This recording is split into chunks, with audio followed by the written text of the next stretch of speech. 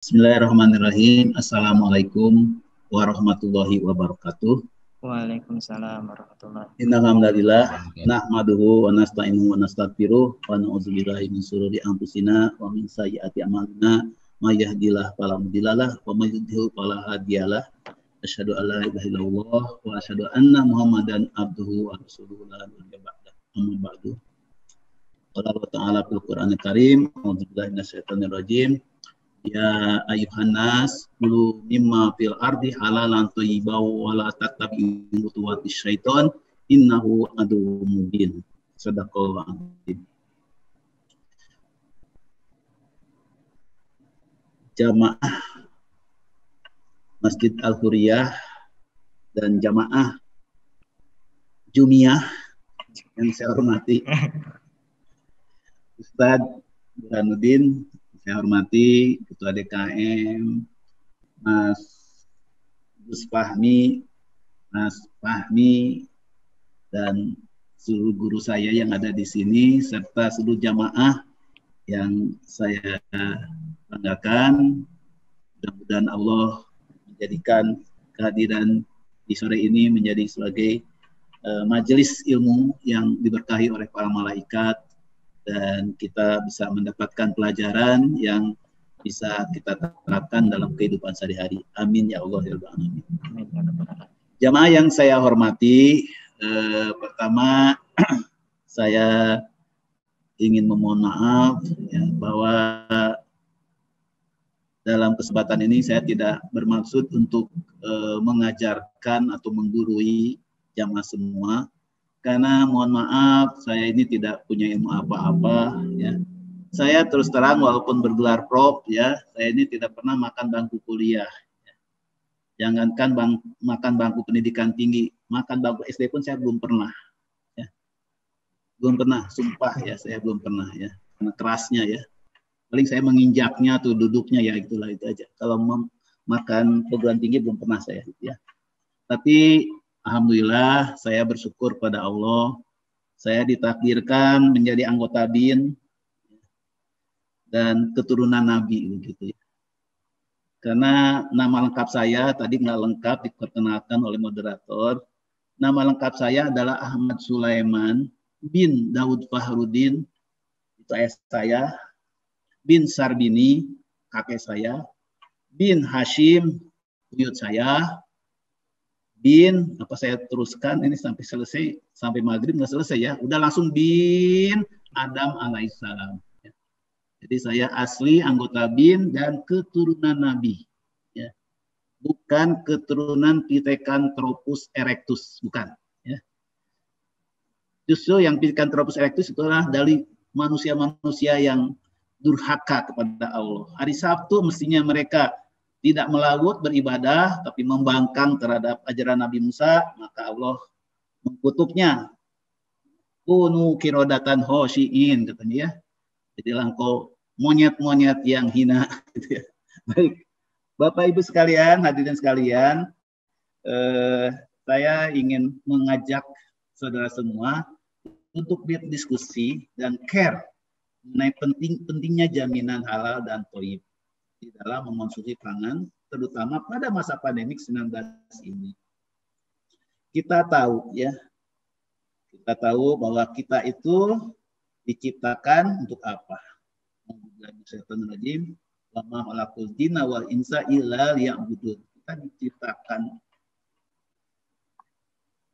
sebagai manusia itu untuk apa? Untuk ibadah.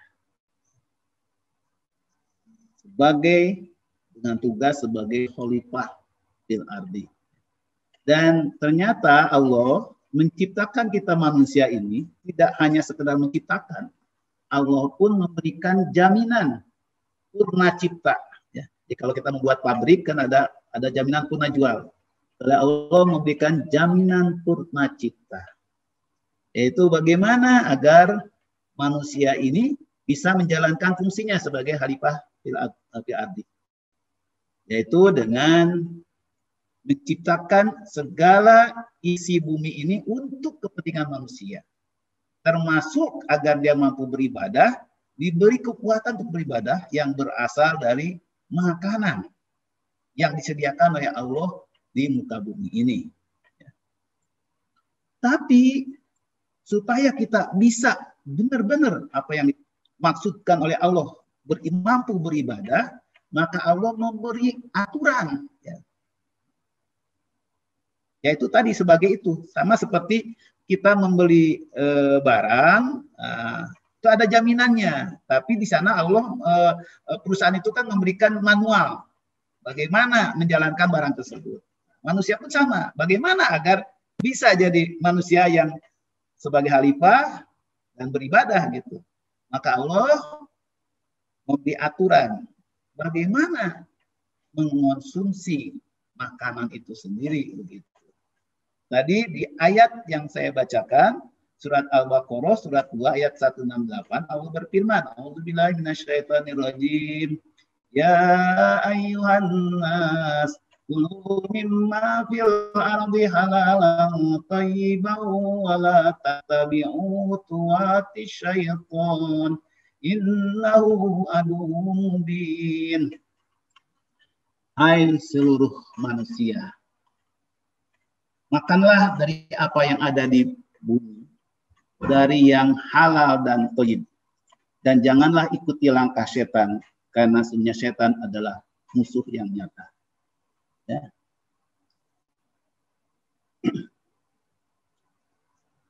Jadi dengan demikian, maka persoalan makanan ya di dalam ajaran Islam itulah juga termasuk persoalan ibadah.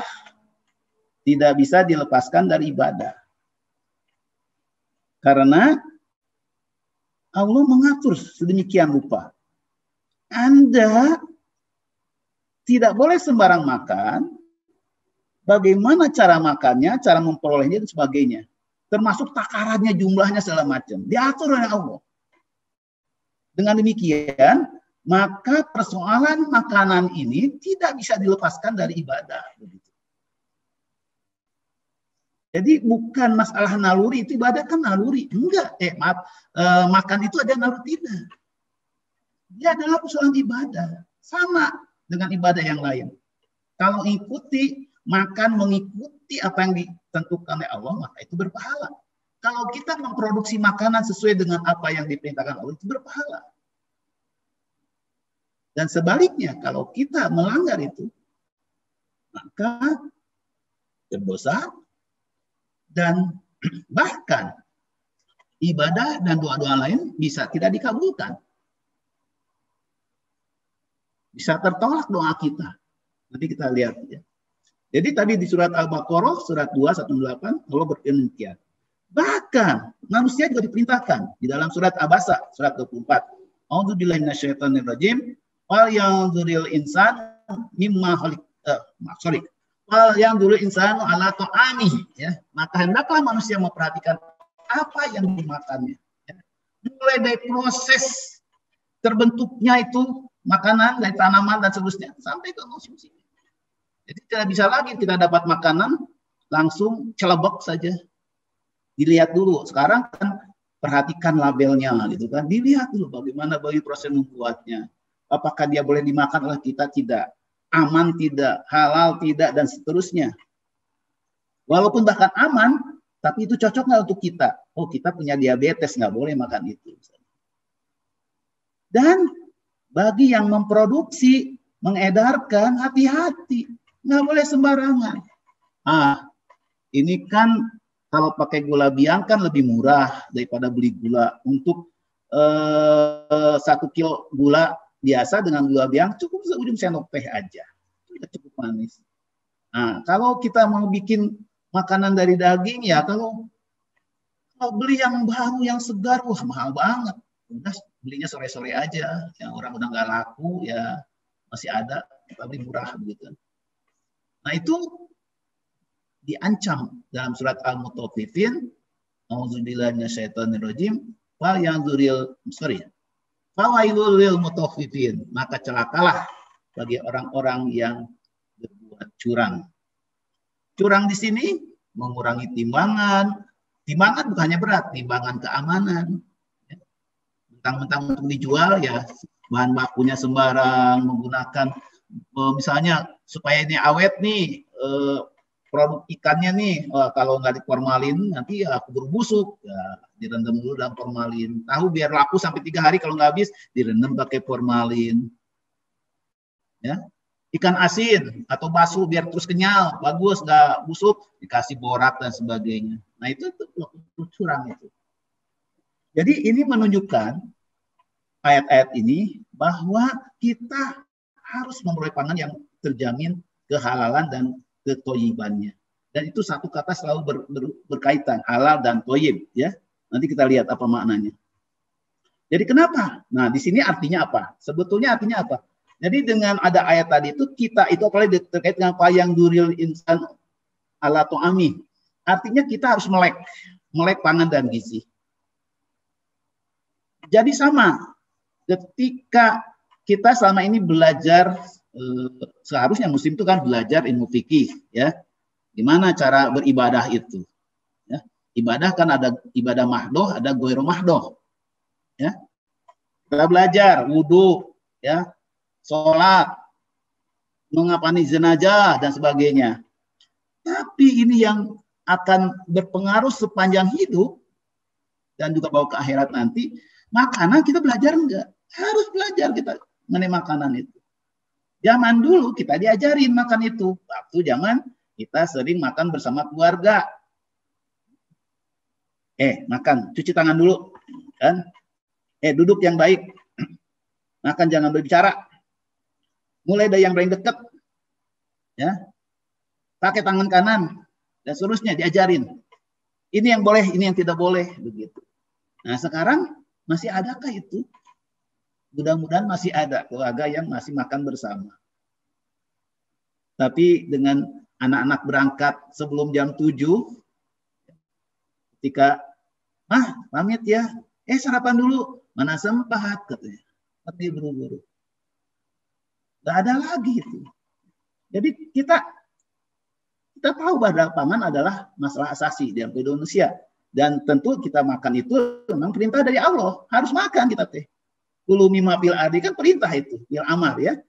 Ini sebagai bekal untuk ibadah. Dan untuk itu agama Islam mengatur dengan cermat terkait makanan. Dan itu lagi saya katakan bagian integral ibadah.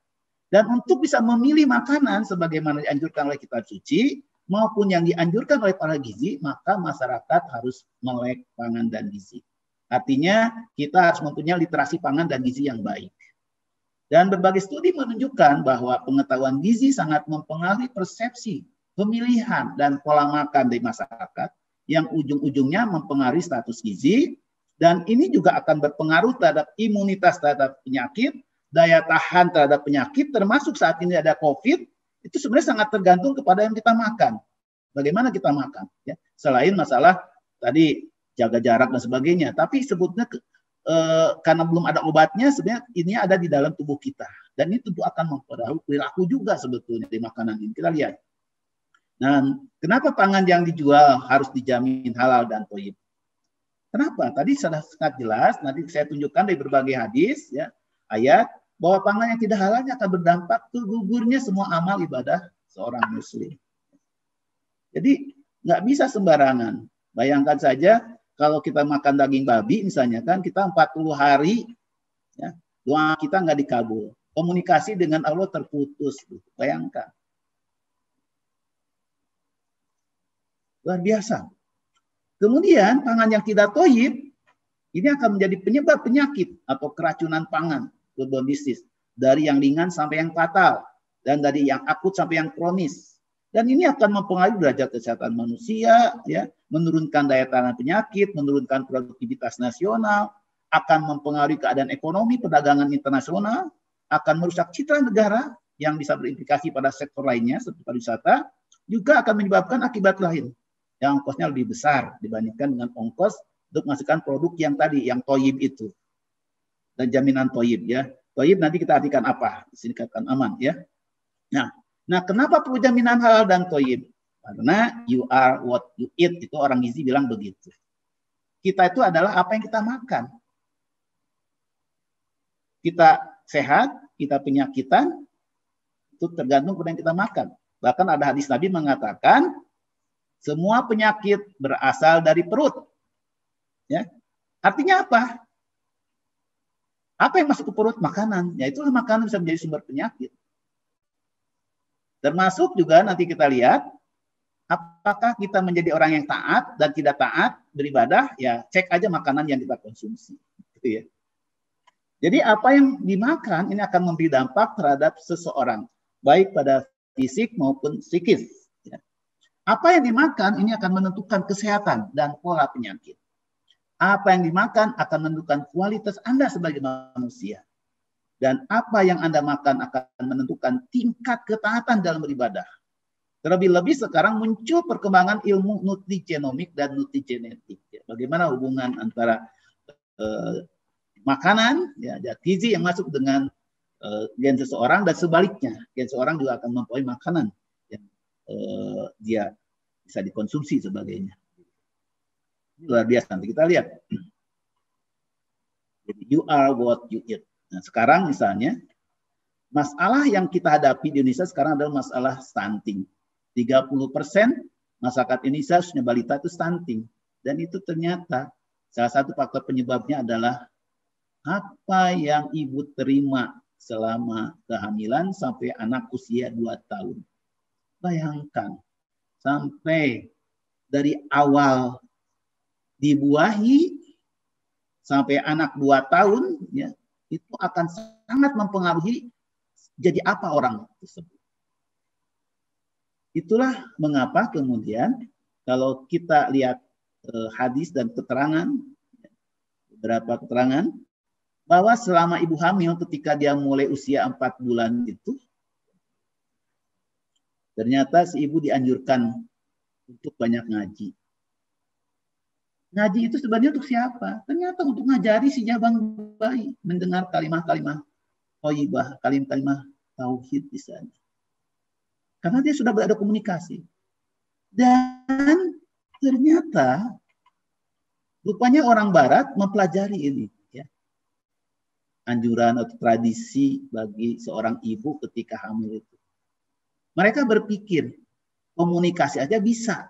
Padahal ini hanya dengan suara, ya. Auzubillahi minasyaitonir dan sebagainya. Gimana kalau melalui makanan? Makanan dari awal kan dia masuk ke dalam janin juga akan mempengaruhi begitu. Maka di Jerman misalnya dilakukan studi. Ya, selama kehamilan itu si ibu mengkonsumsi makanan tertentu sambil komunikasi dengan si bayinya. Anakku, nih mama sekarang makan bayam. Rasakan ya bayam ini gimana. Ini untuk kau. Nah, sekarang mama makan buah pir. Coba cicip ya rasanya. Ini untuk kamu gitu kan. Sambil dilus-elus. Ternyata ini diikuti. Ya. Jadi ada penelitian terhadap demikian, ya. Jadi ngobrol, makan sesuatu, ya, ngobrolkan dengan bayinya. Ternyata setelah si bayi usia boleh MPASI setelah 6 bulan, ya lahir setelah 6 bulan, kemudian dia udah boleh makan makanan selain ASI, maka ternyata si bayi tersebut menjadi apa? Kenal, seolah kenal. Oh, ini makanan dulu yang pernah saya makan waktu jabang bayi. Jadi kasih bayam dia tahu langsung suka begitu. Kasih makanan apa yang diberikan pada waktu hamil itu disukai oleh si anak tersebut. Dan ini memicu saya, wah ini di Barat begitu, di Jerman gitu ya. Saya waktu itu ketemu profesor di University Kassel, ya, Kassel University at Reichenhausen, Jerman. Kemudian saya coba, saya ajak mahasiswa saya, coba kamu teliti ya, anak-anak PAUD, coba berapa orang yang suka sama sayuran dan buah. Itu fokus ke buah dan sayuran, coba ada berapa, kemudian yang suka itu coba tanya riwayatnya ke ibunya, bagaimana ibunya dulu waktu hamil. Suka ngobrol, suka mengkongsi itu enggak gitu. Ternyata hasilnya mencengangkan. Jadi yang buat saya dan pastinya waktu hamil suka mengkonsumsi sayuran tersebut. Dan kan juga ada yang sifat ngobrol gitu. Sambil ngelus-ngelus makan ini dia demi bayinya itu. Luar biasa begitu. Ya. Artinya aturan makan itu harus sejak dari hamilnya. Makanya sekarang ya program pemerintah dan WHO ya, apa disebut dengan 1000 HPK, 1000 hari pertama kehidupan.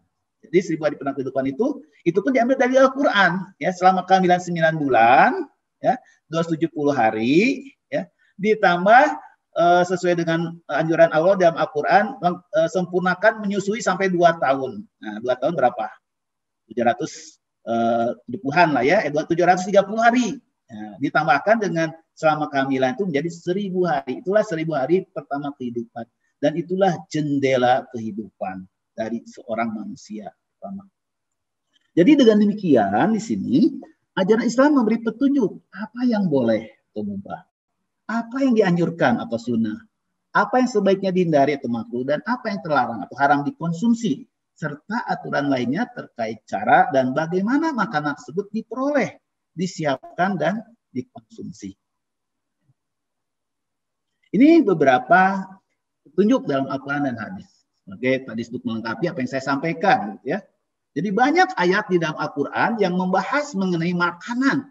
Bahkan terdapat beberapa nama surat merupakan nama-nama makanan seperti Al-Maidah atau hidangan, An-Nahl, madu, atin, buatin.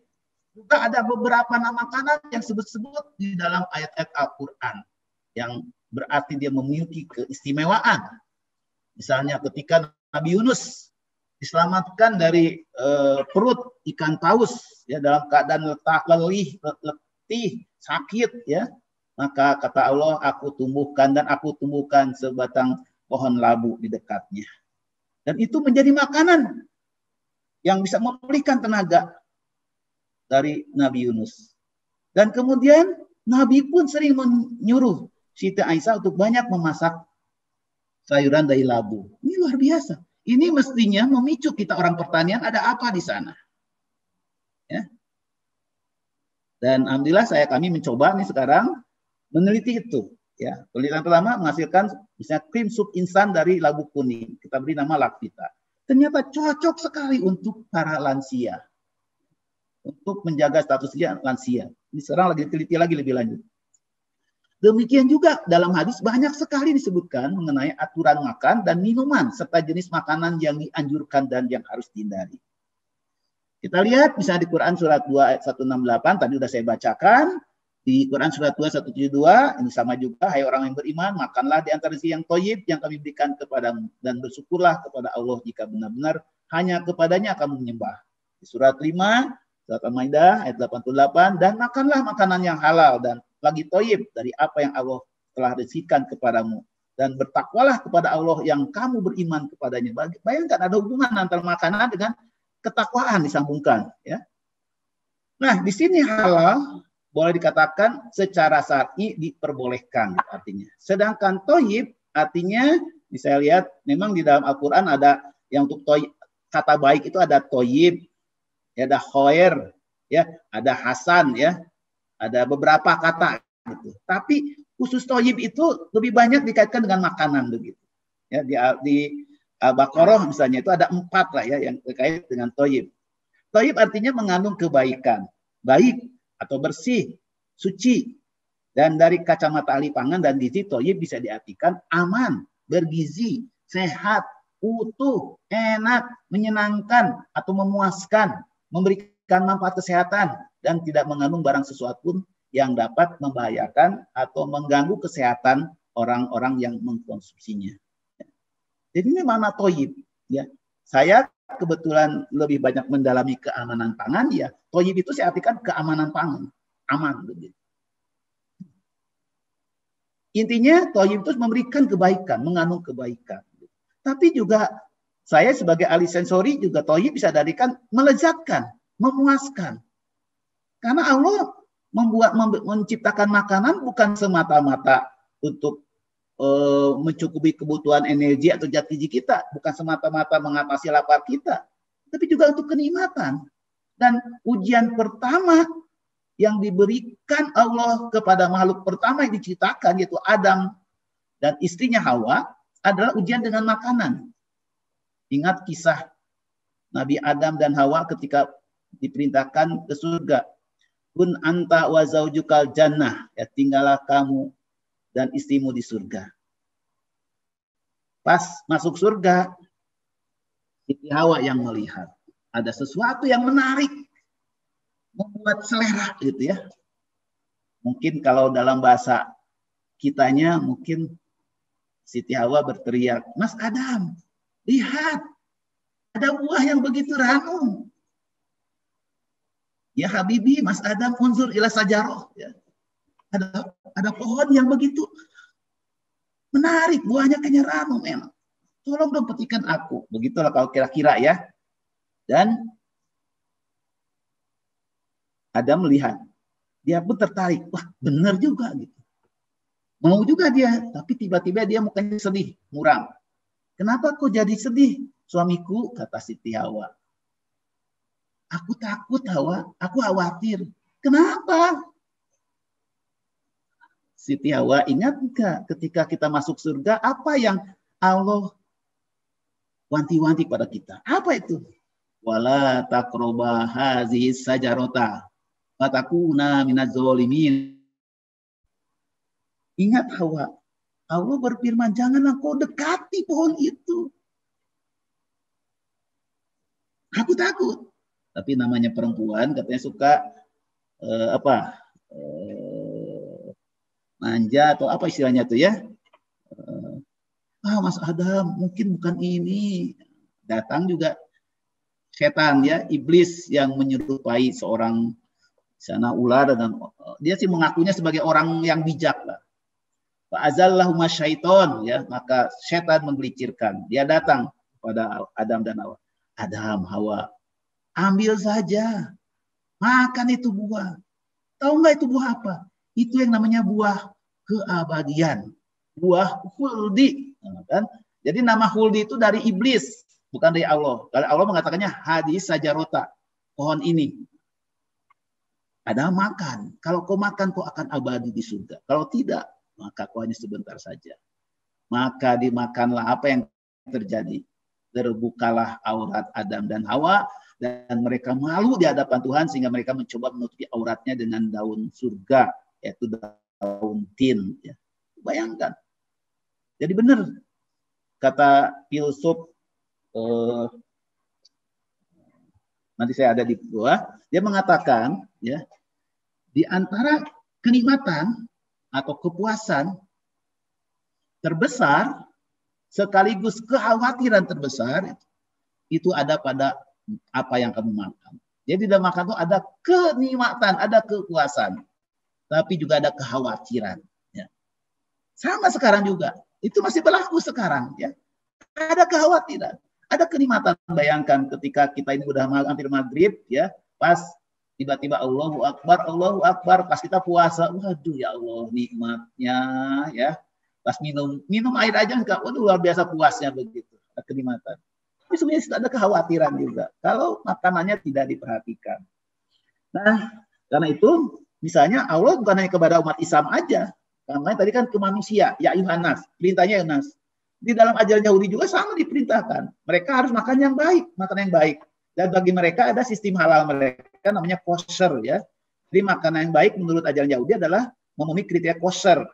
Dan untuk itu mereka juga melakukan sertifikasi, ya, yang memenuhi kriteria kosher akan disertifikasi dan pada makanannya dilabel dengan label K atau kosher atau U, ya, kosher. Dan kemudian yang termasuk halal bagi Yahudi adalah produk susu di lambang D, dairy, ya. Atau produk-produk nabati dibilangnya itu ada halal juga, disebutnya pareve. Jadi kalau kita keluar negeri, ya, nanti kita akan lihat itu ada label K atau U atau D atau pareve, ya. Dan saya biasanya waktu di Amerika, ya itu tahap pertama. Kalau saya tidak ada jaminan halal, ya lihat ada label itu enggak gitu. Tapi setelah lihat label kosher pun saya lihat juga bahannya apa.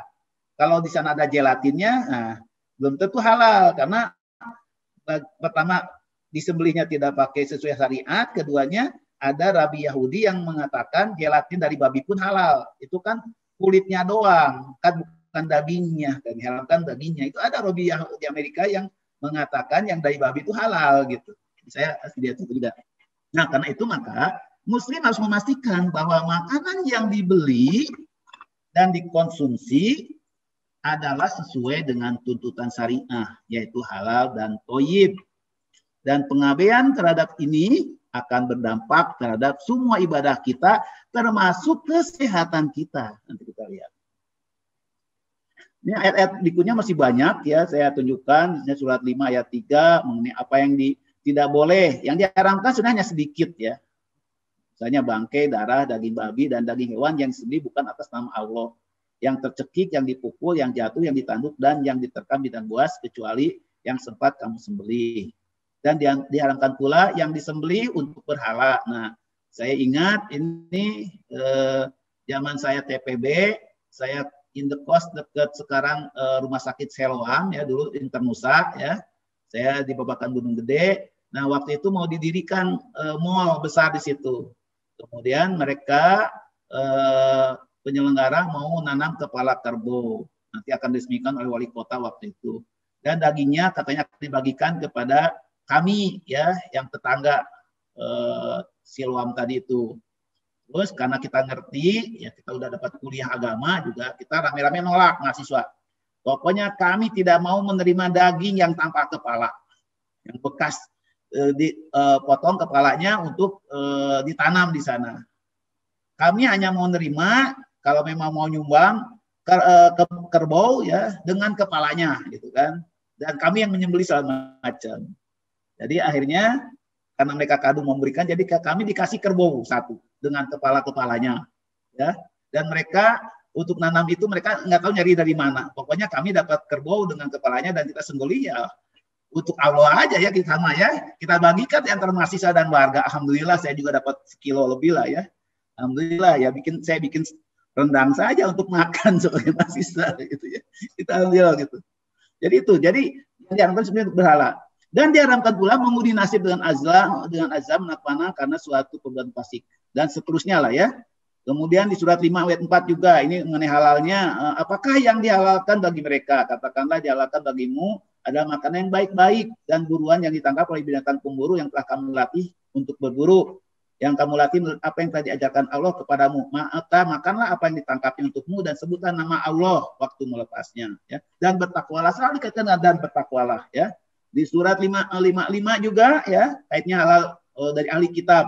Ya, cuman kan ahli kitab sekarang ini apakah yang sekarang masih ahli kitab, masih ada tidak? Nah, ini yang ditang ya. Kemudian masih banyak sekiranya ayat-ayat luar biasa ya yang terkait dengan makanan ya. Kemudian dalam hadis juga dari Abu Hurairah radhiyallahu anhu yang berkata, Rasulullah SAW bersabda, sesungguhnya Allah Ta'ala itu baik, tidak menerima kecuali yang baik, yang thayyib ya. Dan sesungguhnya Allah memerintahkan kepada kaum mukminin seperti apa yang diperintahkan kepada para rasul. Dan Allah berfirman, wahai para rasul, makanlah di makanan yang baik-baik dan kerjakanlah amal soleh. Dan Allah Ta'ala berfirman, wahai orang yang beriman, makanlah dari rezeki yang baik yang kami berikan kepadamu. Kemudian Rasulullah SAW menyebutkan, seseorang yang lama bepergian, rambutnya kusut, berdebu, dan menengadahkan kedua tangannya ke langit, lantas berkata, wahai Rabbku. Padahal makannya haram, minumannya haram, pakaiannya haram.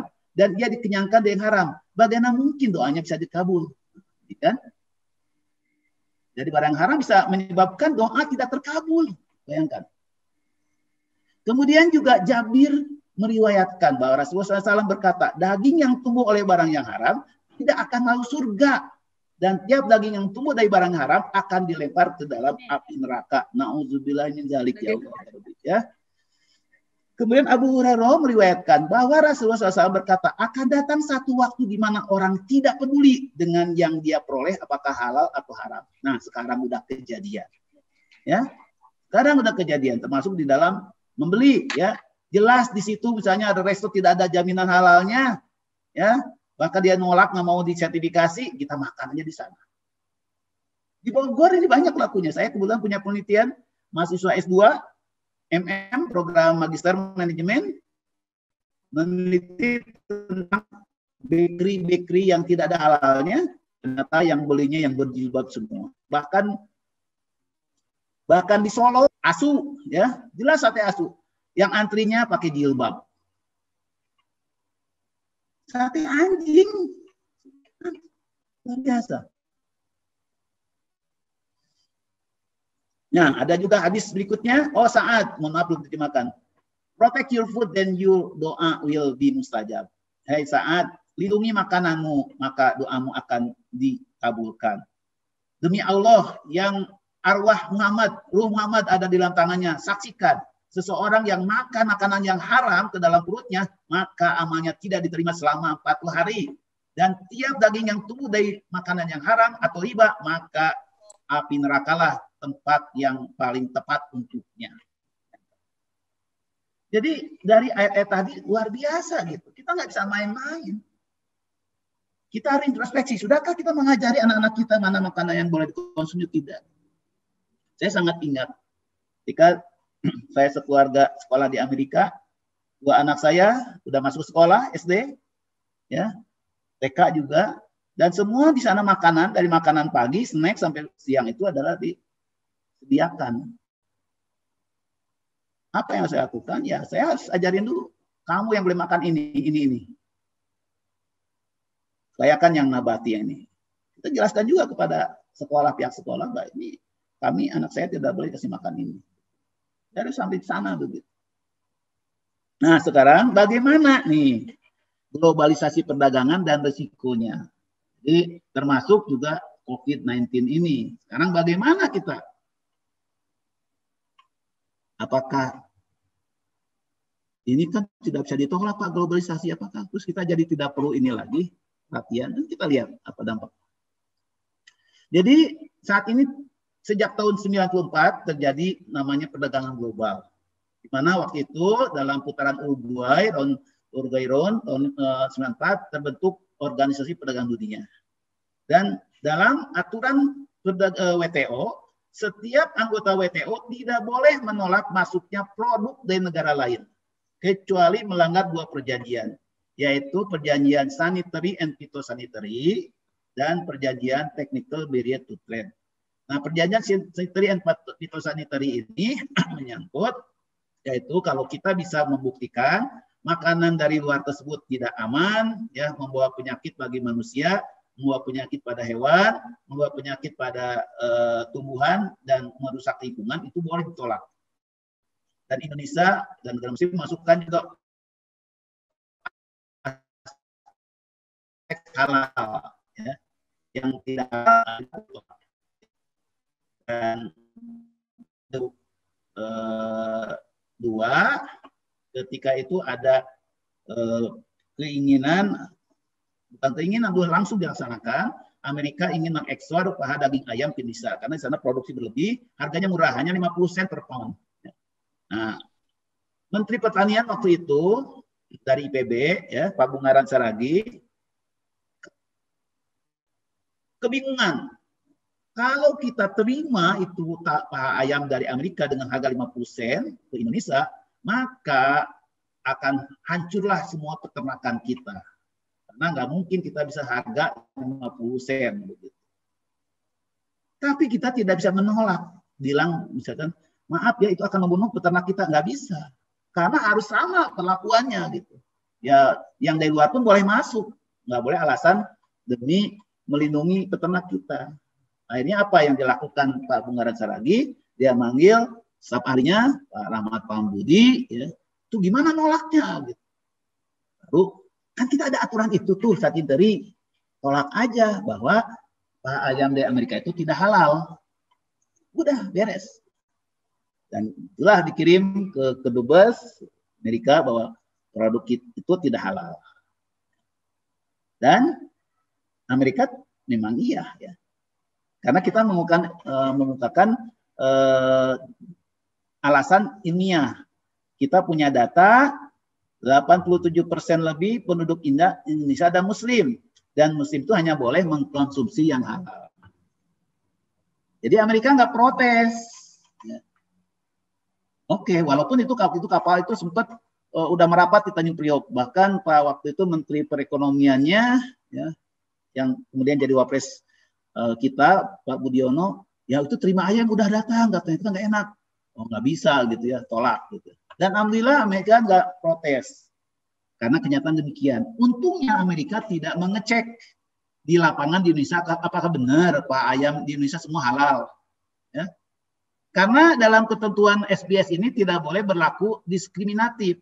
Kalau produk luar harus halal, produk dalam itu harus halal. Kemudian tahun 2004 saya melakukan studi dalam rangka kerjasama dengan Belanda. Ternyata ada satu rumah potong unggas di Srengseng, Jakarta Barat. Semua ayam yang sembelihnya tidak halal. Kenapa? Ya, karena waktu itu saya datang bersama tim jam 7. Ya.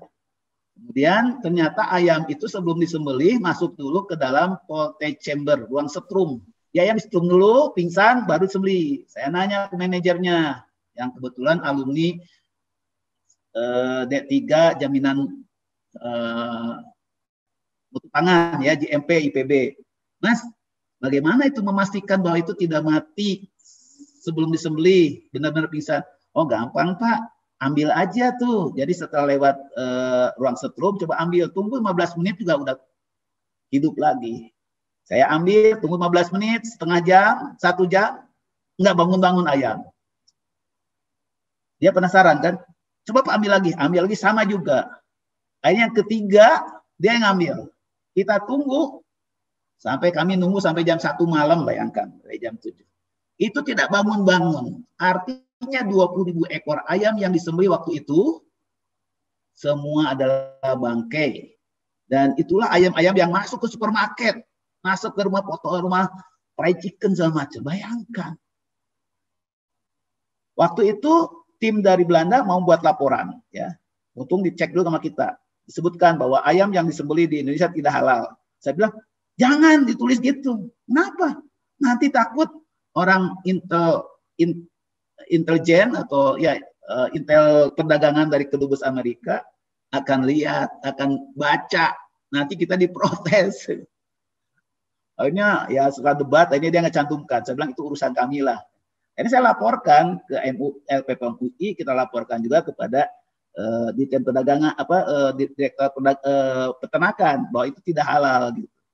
Nah sekarang tahun yang lalu kita digugat oleh Brasil. Jadi kita ada peraturan sesuai dengan Undang-Undang Nomor 33 Tahun 2013, ya ada Undang-Undang Jaminan Halal. Jadi produk daging dari Brasil kita tolak. Kita tolak. Brasil ini protes ke WTO. Kenapa ditolak? Kenapa harus halal gitu? Terus kita kemukakan undang-undang macam, tapi rupanya Brasil punya intel juga. Ternyata di Indonesia pun tidak ada jaminan halal, ya. Jadi berlaku bahwa Indonesia memperlakukan diskriminatif. Akhirnya kita kena penalti dari WTO dan kita harus menerima barang daging dari Brasil walaupun tidak halal. Dan dilalahnya, bukan dilalah ya, payahnya gitu ya, perintah kita ngalah, ya, mengalah dan keluar peraturan Menteri Perdagangan baru bahwa daging dari Brasil tidak perlu halal. Bayangkan ini. Yang kedua adalah kalau melanggar hambatan teknis dari perdagangan, misalnya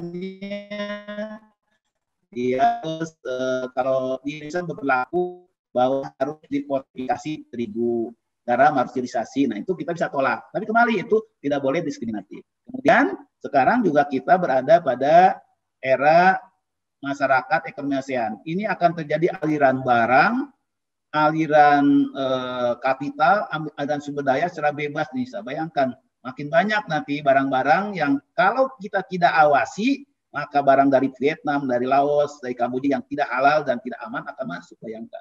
Jadi ini walaupun ada instrumen dua ini, kalau tidak ada pengawasan atau pengawasannya lemah, maka makin banyak dipenuhi pasar kita dengan makanan-makanan yang tidak halal dan tidak aman, ya. Jadi di era global ini, maka dunia seolah ada di piring makanan kita. The world is on your plate, ya. Bayangkan ketika Anda menikmati sepotong pizza, berapa negara yang kita makan, ya. Bayangkan ini, ya, ini dari pizza crust-nya dari terigu impor dari Amerika, Australia, yeast-nya Cina, gula Kuba, keju dari Nederland, Australia, bumbu-bumbu, saus tomat, oregano dari Amerika, dari Spanyol, Italia, bahkan garam aja impor dari India.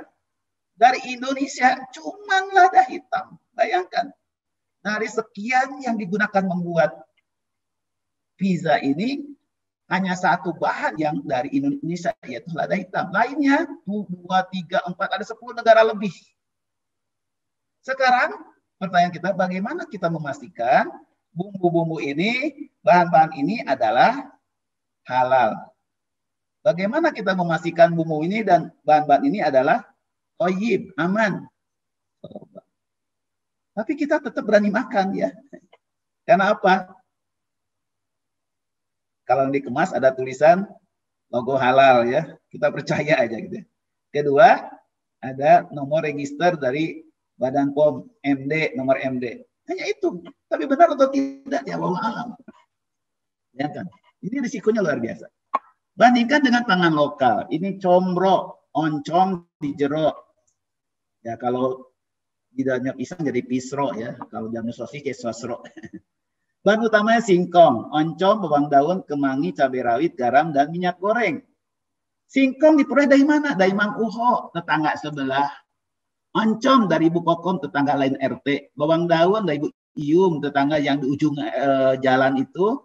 Kemangi, cabai rawit dari Pak Ocit, ya petani yang sebelah kompleks. Garam dan minyak goreng dari warung Pak Ian. Ya. Jadi kita bisa memastikan aman atau tidaknya, halal tidaknya dengan mengecek aja, gampang telusuri. Termasuk cara bikinnya bersih tidak, aman tidak, ya diintip saja. Ya. Ternyata yang bikinnya katanya Maici, diintip, oh ternyata pantesan enak, bikinnya nggak pakai celana dalam. Hah, nggak pakai celana dalam? Iya, nggak pakai, dia pakai daun pisang. Ya. Untuk bikinnya gitu ya, kayak enak ya. Jadi sesungguhnya ya dibandingkan dengan lokal, ini kan lebih simpel gitu. Tapi dengan globalisasi ini menghasilkan realitas bahwa kita hidup dalam lingkungan keamanan pangan yang kompleks luar biasa. Anda lihat ini apa? Ini adalah cabai. Ini ya, apa namanya? Paprika. Ini saya ambil di mana? Ambil gambar ini. Ini bukan di Indonesia. Ini adalah di Ventura di California nih, di pantai barat Amerika nih, ya. Yang kan nih. Ini yang kemudian juga nyampe ke kita kemana-mana. Ya. Dan apa akibatnya? Inilah banyak kita bayangkan begitu banyak risiko mengkonsumsi makanan di era global. Karena apa? Di dunia global kita seolah berenang di lautan tunggal mikroba. Ketika ada terjadi ini ya kasus listeria pada apel di daerah California, ya apel gala dan Granny Smith, nggak lama kemudian udah nyampe Indonesia. Ketika ada kasus melon, Roxy melon di Australia, tidak lama nyampe di Indonesia. Karena kita tidak ada batas lagi sekarang, ya. Seolah kita berada dalam satu lautan tunggal mikroba, ya. Bahkan juga kita ini yang jualan kita bukan lagi orang Indonesia. Supermarket internasional. Ada Carrefour, ada Hypermart, Superindo. Itu semua bukan asli Indonesia itu. Ya. Giant juga. Itu di Hong Kong itunya. Dan selama ini kita anggap mereka itu makanan yang aman. Belum tentu ternyata. Ternyata dari hasil laporan Daily Mail ya, a cocktail of potential harmful pesticides has been detected in a host of everyday supermarket produce. Jadi bayangkan kita membawa satu keranjang buah-buahan dan sayuran atau makanan di supermarket, kita anggap itu yang bergizi untuk meningkatkan kesehatan karena buah dan sayuran penting, ternyata yang kita bawa adalah a trolley full of pesticide. Is your weekly shopping just a trolley full of pesticide? Yang kita beli adalah satu troli penuh pestisida. Kenapa ya? Pengawasan di pintu masuk kita nggak begitu kuat, apalagi sampai tahun 2009 ya. Untuk produk buah segar, sayuran segar tidak ada pengawasan, tidak ada pemeriksaan untuk kandungan racun-racunnya itu. Yang diamati hanya ada enggak OPTK, organisme pengganggu tumbuhan. Ya, itu aja. Enggak. Bisa mengatakan demikian, ya karena kebetulan saya melakukan studi sejak tahun 2003 terhadap sistem keamanan pangan produk segar. Dan baru muncul peraturan Menteri Pertanian nomor 27 tahun 2009 tentang pengawasan keamanan pangan segar asal tumbuhan di pintu pemasukan itu tahun 2009. Ya, itu setelah saya provokasi keluarlah itu. Ya. Prof. Akibatnya apa? Menikmati makanan saat ini merupakan proses yang berisiko. Dan hanya kekebalan alami dan praktek kuliner tradisional yang bisa merupakan faktor perlindungan utama. Ya. Saya gambarkan ini ibu yang sedang hamil muda, ketika belanja apakah dia memperhatikan apa resikonya bagi si jaban bayi kalau ada pestisida anti androgenik yang menyebabkan si bayi jadi bencong misalnya. Ini juga ya, jupe, apakah dia mengira ini makanan bagus langsung ambil saja, nggak diperhatikan dulu. Jangan-jangan kecantikannya segera hilang gara-gara ini. Seperti yang dialami oleh ini. Ya. Ini adalah kandidat presiden Viktor Yushchenko. Dia sedang masa kampanye, diundang, ya, diajak makan sama fansnya, apa yang terjadi? 5 jam kemudian harus dibawa ke rumah sakit dan keluar dari rumah sakit seperti ini. Ya. Hilang kegantengannya, dia menjadi 15 tahun lebih tua. Bayangkan. Ternyata di dalam makanannya ada dioksin, racun yang sering mencemari makanan. Prof, punten Prof. Waktunya 5 menit lagi, Prof. Oke, ya sedikit lagi ya. Waduh. Baik, nanti kita lihat. Ini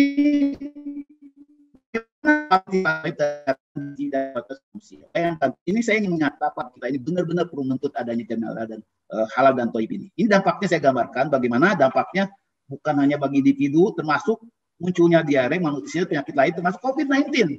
Ya, itu COVID-19 dari awalnya dari hewan, ya, dari kelelawar.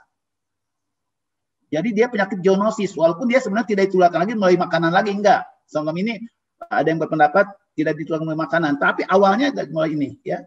Ini akan berdampak selain bagi individunya, bagi masyarakat sekarang sudah terasa dampak sosial ekonomi dari COVID, terjadi kecurigaan sesama orang yang divonis COVID-19, apalagi OTG, termasuk juga ketika ada jamaah tidak pakai masker, jadi ibadah kita terganggu memperhatikan, ya. Ada curiga segala macam. Ini luar biasa nih. Sampai kita sholat aja harus mengikuti mazhab WHO, ya. Kita sekarang sholat mengikuti mazhab WHO, bukan mazhab Imam Syafi'i atau yang lain, yaitu mazhab yang ketika imam berdiri depan mengatakannya nengok ke belakang, tolong luruskan sapnya. Tapi berhenti situ, nggak rapatkan sapnya begitu. Jadi harus rapat langgang gitu kan. Bayangkan. Ini saya lihat beberapa, ya, ini terkait dengan 100 gizi akan mempengaruhi 100 gizi, dan ini yang justru 100 gizi dari awal ini yang akan mempengaruhi seorang kesehatan kita, ya, kemampuan kita beribadah dan seterusnya, ya. Dampak kesehatan, bayangkan anak-anak kita terpapar misalnya dengan pestisida, ya. Istri kita yang sedang hamil mengkonsumsi makanan yang tidak terjamin keamanannya, ada residu pestisida, dia akan terganggu janinnya, tumbuh kembangnya, kecerdasannya, dan kita tahu janin, bayi dan anak tidak mampu detoksifikasi, ya. Tentu saja makanya akan mengganggu perkembangan manusia, sekaligus paparannya sangat fatal, paparannya rendah. Muncullah stunting, masalah gizi di Indonesia terbesar, ya. Kecerdasan terganggu, ADHD, attention deficit and hyperactivity disorder, dan penyakit-penyakit lainnya, ya. Nah, sebentar. Nah, ini masalah gizi di Indonesia ini sebetulnya tidak lepas dari tidak diterapkannya jaminan halal dan thayyib. Kita sekarang mengalami triple burden, yaitu ada defisiensi kalori dan protein, gizi buruk dan gizi kurang masih tinggi, stunting masih tinggi 30,2%. Pak Jokowi ingin turun menjadi 14% pada tahun 2024. Ada defisit gizi mikro, anemia pada hamil. Ibu-ibu yang hamil anemia lebih hampir 50%-nya. Termasuk mahasiswa IPB yang putrinya lebih dari 50% anemia. Bagaimana melahirkan anak yang sehat? Di lain pihak ada yang mengalami kelebihan kalori, ya. Ada gizi lebih balita 2%, dan penduduk usia di atas 18 tahun ada 28,9%. Ini yang dihadapi kita, ya. Dan pestisida ini akan menurunkan kualitas SDM karena dia merupakan endocrine disrupting chemical atau thyroid disrupting chemical, akan menyebabkan hypothyroidism. Akibatnya lahirlah anak-anak yang stunting dan terganggu intelijensianya. Diskestas kita sudah menunjukkan, gitu, ya. Walaupun sekarang turun 30%, tahun ini turun katanya 27,7%, tapi saya sanksi bisa turun 14%, ya. Dan akibatnya kita nggak bisa menang sepak bola, ya. Kayak Andik lawan David Beckham. Berubah ini jadi Daud, ini jadi Goliat, ya. Jadi kayak David lawan Goliat, ya. Andi kalah segalanya, postur kalah, intelijensia kalah, dan 30% pemain timnas adalah stunting, bayangkan. Kuntet, ya. Mau rebut bola gimana? Nggak bisa lah, ya. Dan sementara sebetulnya ini yang menjadi deklarasi gizi, memperoleh makanan yang cukup bergizi dan aman dan sehat. Ini harus diperhatikan ini, ya, oleh kita. Karena ini jadi amanat negara. Kemudian kita lihat juga ini yang kenapa saya mencoba mengamati kenapa sih banyak LGBT sekarang. Sebelum tahun 60-an, sebelum ada revolusi hijau pertama, yang namanya banci itu ya banci gitu. Misalnya Karnah, ya, pelari dari Indonesia, ya, dari Tasikmalaya. Dia ternyata dia mempunyai kelamin ganda, ya, sehingga pada waktu itu dia karena dominannya perempuan, dia mendeklarasikan sebagai perempuan. Tapi setelah usia dewasa lebih tua, dia yang berkembang kelamin prianya sehingga dia berubah nama menjadi Karna dan dia menikah. Tapi yang terjadi sekarang adalah ini ada gejala demasculinization, hilangnya sifat-sifat maskulin gara-gara pestisida yang bersifat antigonik, ya, anti-androgen. Ini menyebabkan ternyata dia memblok gugus reseptor yang diperlukan hormon seksual pria untuk menjalankan fungsi normalnya. Bahkan paparan pestisida terus-menerus juga bisa menyebabkan berkurangnya ukuran kelamin pria setiap tahunnya. Sangat menyedihkan.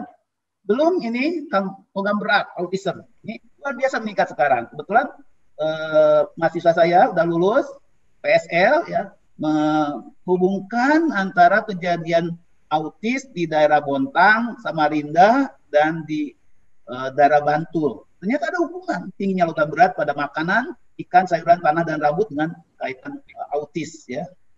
Kemudian juga ini yang bikin sedih, banyak anak-anak gadis kita sudah mengalami menstruasi pada usianya belum saatnya, ya.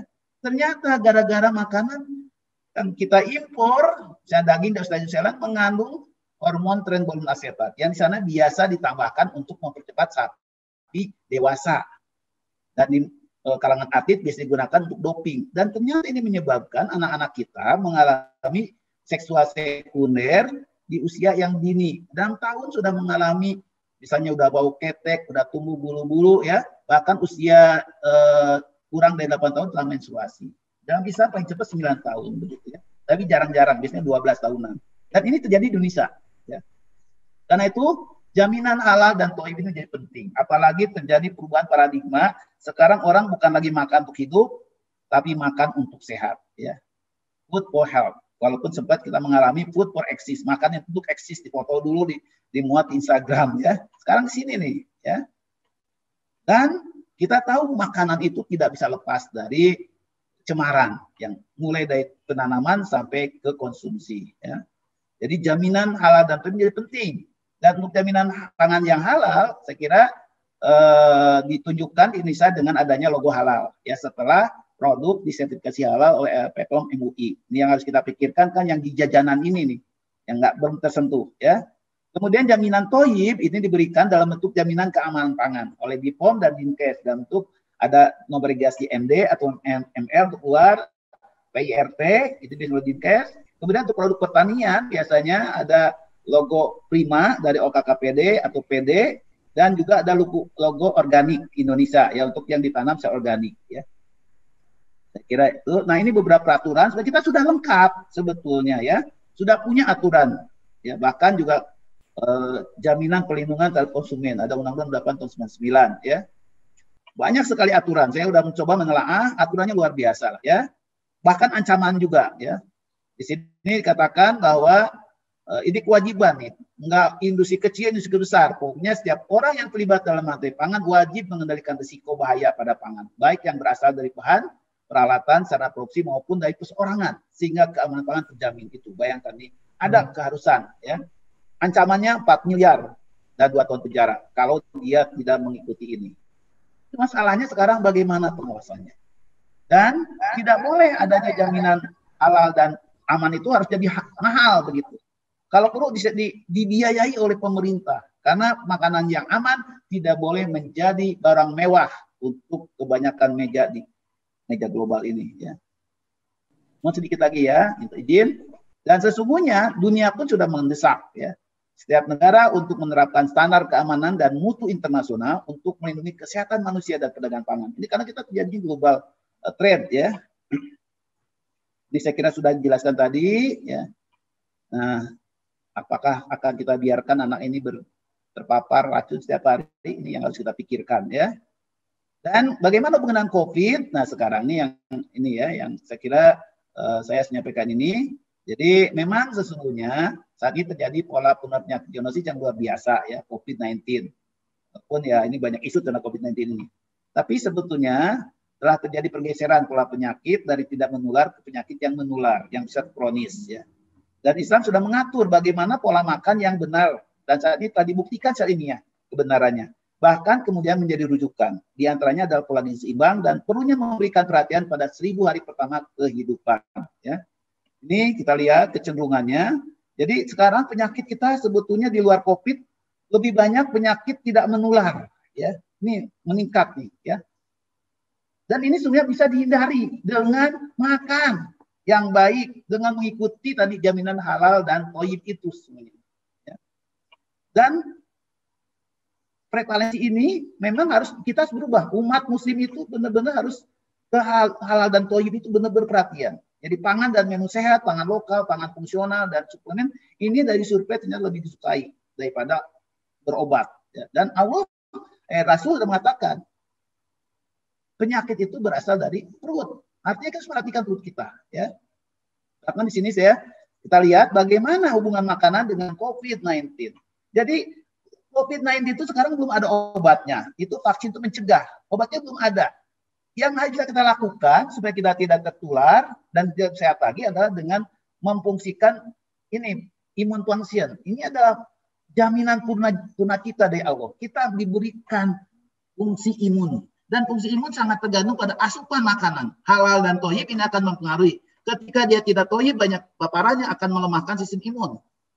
Ketika kita halal thayyib, ini akan meningkatkan ini. Dan makanan-makanan, sebagaimana disebutkan di dalam Al-Quran, beberapa makanan, ternyata dia mengandung zat-zat yang bisa meningkatkan fungsi imun. Ya, termasuk ikan. Ya. Nah, kita lihat di sini misalnya. Ini dalam aturan makan sendiri, Rasul memberi panduan. Dari Al-Miqdam bin Ma'di Karibah berkata, aku mendengar Rasulullah SAW bersabda, tidaklah anak Adam memenuhi wadah yang lebih buruk dari perut. Cukuplah bagi anak Adam memakan beberapa suapan untuk menegakkan punggungnya. Namun jika ia harus melebihinya, hendaknya sepertiga perutnya diisi untuk makanan, sepertiga untuk minuman, dan sepertiga lagi untuk bernafas. Ya, kan? Mestinya tidak ada umat Islam yang obes. Ya, kalau ngikut ini. Termasuk makan di kala lapar, berhenti sebelum kenyang. Ya. Jadi Ibnu Umar meriwayatkan bahwa Rasulullah berkata, seorang yang beriman makan dengan satu perut, yaitu merasa kenyang dengan sedikit makanan, dan orang kafir atau munafik makan dengan 7 perut, ya kan, makan sangat banyak, ya. Dan salah satu prinsip dari pola hidup sehat adalah mengonsumsi pangan yang aman, beragam, dan seimbang. Dan itu ternyata sudah diatur dalam Al-Quran, ya. Allah menyebutkan beberapa jenis makanan untuk dikonsumsi manusia, ya. Banyak sekali, ya. Ini menunjukkan pentingnya beragam, karena tidak satu makanan pun yang secara tunggal bisa memenuhi kebutuhan kita. Ya. Beberapa makanan buah-buahan malah mendapat perhatian Quran. Ya. Dan ini ternyata sesuai dengan juga para ahli filsuf yang dulu-dulu sudah mengatakan. Bahkan Hippocrates mengatakan, let food be thy medicine, and medicine be thy food. Jadikan makananmu obatmu. Sesuatu yang berlebihan bertentangan dengan alam. Semua penyakit berawal dari perut. Ini sama dengan apa yang disampaikan hadis Nabi. Ya. Oke. Dan seorang muslim yang cerdas dan literasi gizinya kuat akan lebih sehat dan meningkat kualitas hidup dan ketakwaannya. Karena jantungnya kesehatan adalah pangan dan gizi yang baik. Kata peribahasa Ayurvedik, ketika diet salah, obat-obatan tidak ada gunanya. Ketika diet benar, obat-obatan tidak diperlukan sebetulnya. Dan sesungguhnya kita percaya bahwa ini sehat itu murah, sakit itu mahal. Jadi lebih baik kita menjaga agar tetap sehat. Karena kalau sudah sakit itu akan mahal sekali. Ya. Banyak sekali ini. Nah, terakhir, kewajiban. Nah, ini terakhir saya sampaikan. Kewajiban umat untuk mengendalikan logistik pangan. Nih, saya kebetulan ini kan orang-orang IPB sebagian besar. Kita tidak boleh menyerahkan urusan makanan, pasar makanan, produksi makanan kepada orang-orang kafir. Karena mereka tidak peduli halal haramnya. Ya. Dengan perintah dari Allah jelas. Kulu mimma fil ardi halan thayyibah. Artinya apa? Kita harus menyiapkan juga. Masa kulu perintahnya ke orang muslim, tapi yang menyediakannya non-muslim. Ya. Sekarang siapa yang mengontrol pangan global ini? Pertanyaan kita. Henry Kissinger, orang Yahudi yang jadi menteri luar negeri Amerika, berkata, siapa yang punya akses terhadap minyak dunia, mereka akan mampu mengontrol banyak negara di tangannya. Dan siapa yang mempunyai akses terhadap makanan, mereka akan mampu mengendalikan orang. Jadi kita sekarang juga dikendalikan orang. Karena kita tidak punya akses. Islam itu harus punya akses. Arab Saudi harus dikasih makanannya itu dari kita, dari negara muslim. Kita juga sama. Ya. Ada 3 konsep di sini, yaitu kedaulatan pangan, ketahanan pangan, dan swasembada pangan. Dan diatur oleh food law. Dan kita bagaimana food law kita, hukum makan kita, harus bisa ke food sovereignty, food security, dan food self-sufficiency. Ya. Jangan terjadi food conglomeration sama ini. Ya. Kita hanya mengusir yang kecil-kecil, sehingga harga lebih mahal. Ini yang harus kita tugas IPB seperti ini ya.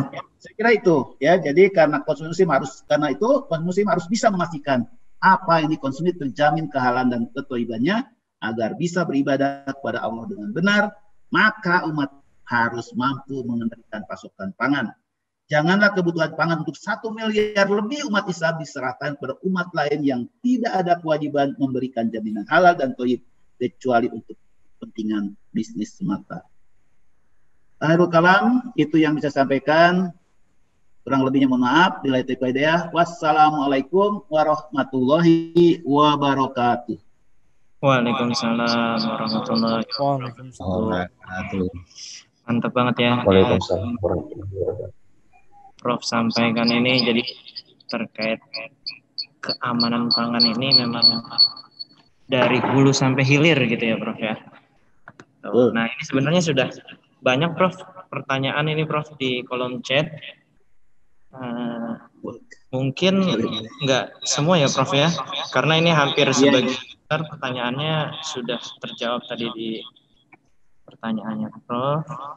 Nah ini kami coba ambil mungkin 2 atau 3 ya Prof ya. Nih ada Prof dari ini ada dari mana sih? Oh ini Prof dari Bang Fahmi. Apa ada di level UMKM yang memproduksi makanan dan minuman ada standar untuk menyatakan bahwa produk itu thayyib? Karena masyarakat kita banyak yang berada di pedesaan, dan apa kebijakan di Indonesia kuat untuk mengawal makanan yang thayyib tadi Prof? Kan tadi lebih ke arah udah kita pangannya itu pangan lokal semua karena semuanya bisa kita kontrol gitu dari awal. Nah, bagaimana dengan kondisinya nih di Indonesia Prof terkait keamanan itu sendiri? Itu, terima kasih. Siapa tadi nanyanya? Bang Fahmi Prof. Bang Fahmi. Oke, terima kasih, yang sangat bagus. Jadi kalau aturannya sudah ada. Jadi kalau itu produk UKM, ada peraturan Kepala Badan POM tentang tahun 2012 tentang cara produksi pangan yang baik untuk IRT, ya. Jadi untuk industri rumah tangga.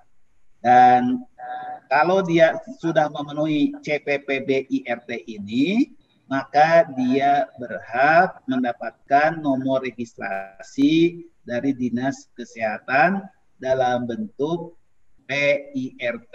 Ya, jadi nomor registrasi PIRT. Tapi untuk yang produk-produk yang jajanan di mana, yang UMKM, sebetulnya itu juga sudah aturannya. Ada aturannya, yaitu Peraturan Menteri Kesehatan nomor 946 ya, 942 tahun 2003 tentang persyaratan higiene sanitasi makanan jajanan. Persyaratan sudah ada, masalahnya pengawasannya ada enggak. Itu yang Baik. lemahnya ya. Jadi udah ada. Ya, Prof, ya. Ya, termasuk pangan segar juga. Nanti sekarang baru dibentuk ada harus memenuhi cara produksi GMP.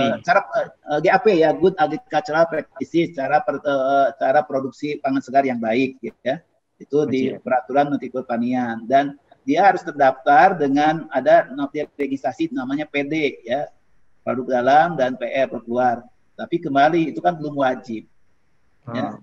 Itu masalahnya. Nah, kemudian juga untuk pangan-pangan yang daya simpannya kurang dari 7 hari di dalam peraturan tentang peraturan Badan POM nomor 1 tahun 2019 itu tidak perlu ada nomor registrasi gitu ya, atau tidak perlu juga ada expiry date-nya begitu. Apalagi nggak dikemas begitu.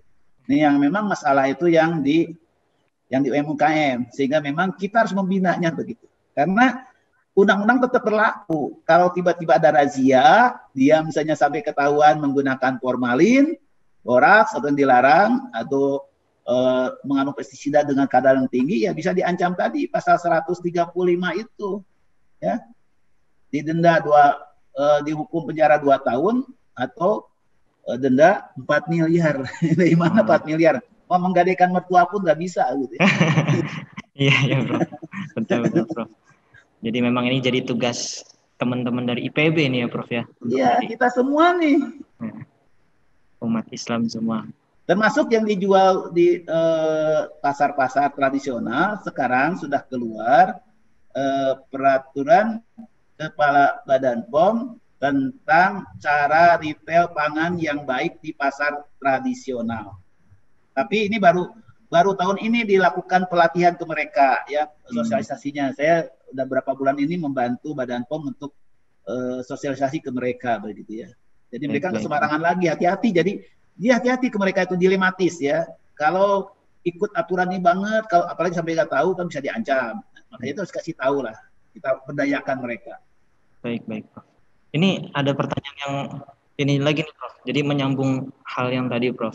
Jadi kan dilema juga buat masyarakat. Oke, kita beli yang pangan lokal, tapi ternyata pangan lokal sendiri ini banyak yang dicampur formalin atau daging daging oplosan, terus bahkan Fahmi sempat turun ke petani juga, beliau bilang kita nggak bisa kalau nggak pakai pestisida gitu. Jadi ini banyak pertanyaan terkait hal-hal seperti itu, Prof. Pertama, bagaimana sih membedakan yang berformalin dengan yang tidak, terus daging oplosan dengan yang tidak, termasuk juga kalau kita menerima sayur dan buah udah pasti ada pestisidanya, apa yang perlu kita lakukan duluan gitu? Oke. Pertama, sebelum saya menjawab bagaimana membedakan, pertama adalah ada tanggung jawab kita untuk menyadarkan para UKM kita, para petani kita, karena mereka adalah umat kita, bagian dari umat, bahwa mereka itu harus ikuti ajaran agama dalam memproduksi. Kan diancam tadi, bahwa itu dari mutafifin. Kalau Anda mencoba mengoplos sama itu Anda berdosa. Anda bukannya dapat pahala, dapat untung, Anda dapat dosa, dapat siksaan. Tapi kalau Anda memproduksi makanan yang baik dan segar, sehat, Anda berpahala. Karena dari makan tersebut tumbuh anak yang soleh. Ada yang jadi kiai, jadi ustadz, jadi dokter, jadi jenderal. Itu berpahala begitu. Sebaliknya kalau mengandung bahaya kan Anda berdosa begitu. Apalagi membuat orang celaka. Saya sangat ternyuh ya sama petani di Australia. Waktu saya diminta untuk memverifikasi sistem keamanan di Australia karena mereka ekspor ke kita gitu ya. Jadi kita verifikasi dulu. Terus saya tanya, ada satu petani anggur di daerah Swan Valley ya, di Swan Valley di Australia Barat. Dia ternyata hebat, dia walaupun petani biasa kecil, dia menerapkan HACCP ya, jaminan keamanan pangan. Terus diaudit tiap tahun, terus dicatat pestisida yang digunakan segala macam. Terus saya tanya, Mister, kenapa Anda melakukan ini? Padahal kan produk Anda diekspor ke Indonesia. Orang Indonesia nggak minta gitu kok, nggak minta sertifikat HACCP, enggak. Ngapain gitu kan?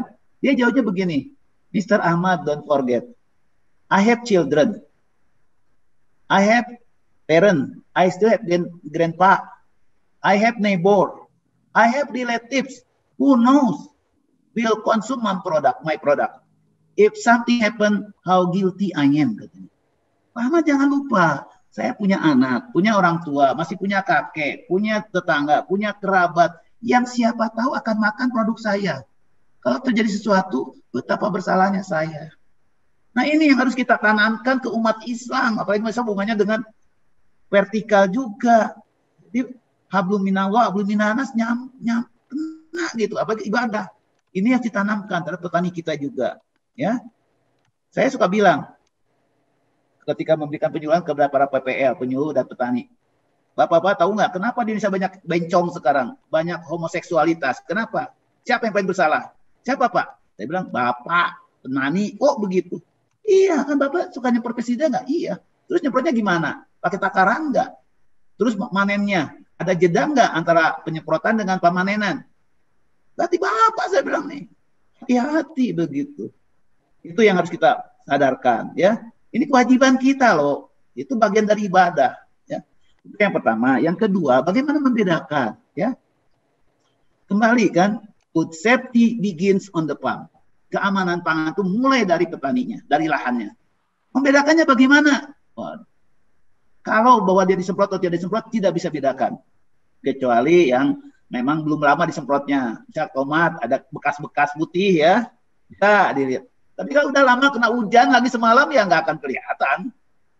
Oh, Pak, mungkin yang berlobang daunnya. Kalau berlobang berarti kan nggak dimakan pestisida, dimakan serangga. Serangga aja masih hidup. Karena kalau ada pestisida kan serangga mau makan, pasti mati. Nah, ini nggak dimakan, berarti bolong-bolong, berarti nggak disemprot. Nah, belum tentu. Yang bolong-bolong bukan berarti tidak disemprot, tapi telat nyemprot. Ya, hama keburu datang, udah bolong-bolong, dan petani supaya tidak lebih rugi lagi disemprot juga gitu. Hati-hati ya. Nah untuk produk olahan ada beberapa ciri sih, gampang ya. Saya tahu ya, tahu dia kasih tidak formal atau tidak, kita lihat aja, simpan aja sampai sore atau sampai besok. Jadi asam enggak? Atau tetap utuh? Atau makin kenyal? Nah itu berarti di formalin. Itu bisa dibuktikan misalnya ke tahu, ke bakso akan begitu. Ikan asin bersih banget, misalnya ya, nggak ada yang berkerubung nih, laler ya, lalat, ada kemungkinan. Kemudian kalau di supermarket, kalau Anda beli ikan, beli ayam ya, cium, dia ada bau anyir nggak, amis nggak ada bau sama sekali, ya kemungkinan direndam dalam itu. Demikian.